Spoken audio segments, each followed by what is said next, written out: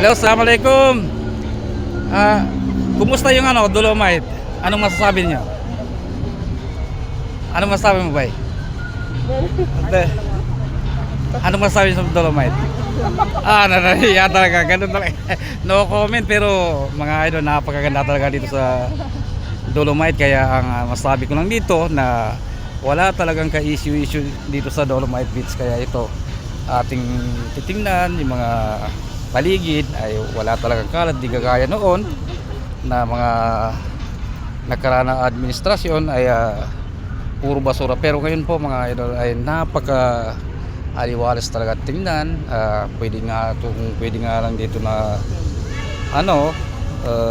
maligo ay napakaganda.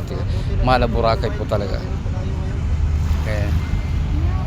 Ayan po yung mga kapatid natin, mga muro na dito po sila pupunta. Kaya yan po